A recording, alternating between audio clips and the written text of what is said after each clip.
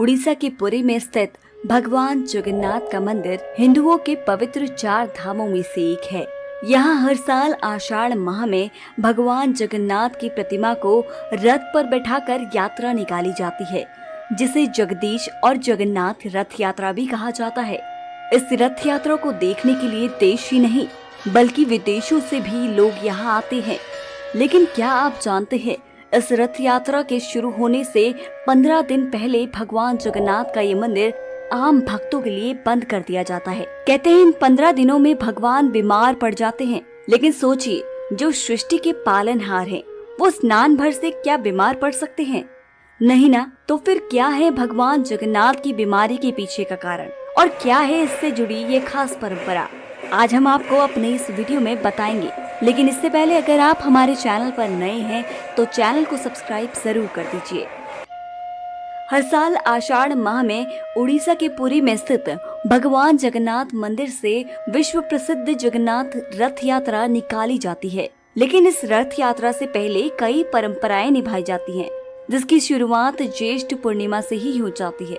दरअसल ज्येष्ठ पूर्णिमा के दिन भगवान जगन्नाथ जी के साथ बड़े भाई बलभद्र और बहन सुभद्रा की मूर्तियों को गर्भगृह से बाहर निकालकर स्नान मंडप में लाया जाता है।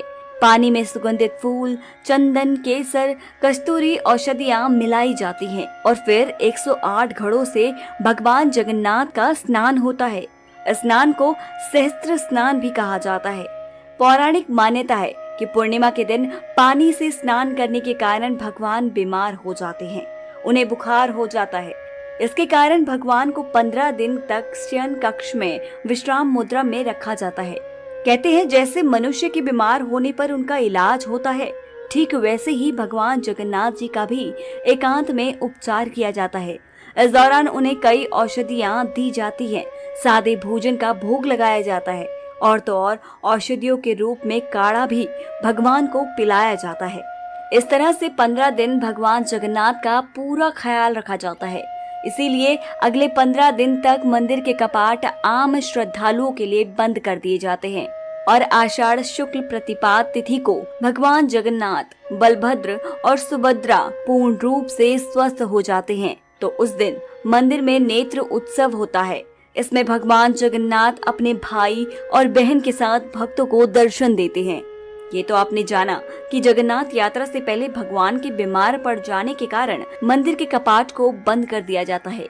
लेकिन क्या आपने कभी सोचा है कि सृष्टि के पालनहार केवल 108 घड़ों के स्नान से बीमार पड़ सकते हैं? नहीं, दरअसल भगवान जगन्नाथ के बीमार होने के पीछे भी पुराणों में कथा का वर्णन मिलता है। कहते हैं भगवान जगन्नाथ का एक परम भक्त माधव गंभीर रूप से बीमार हो गया था। उस दौरान खुद भगवान जगन्नाथ उसकी सेवा करने पहुँचे।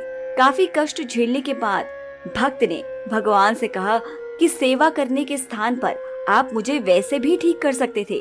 तब भगवान जगन्नाथ ने अपने भक्त से कहा कि प्रारब्ध तो झेलना ही पड़ता है, अगर अभी इसे नहीं भोगोगे तो भी इसे अगले जन्म में तुम्हें भोगना ही पड़ेगा।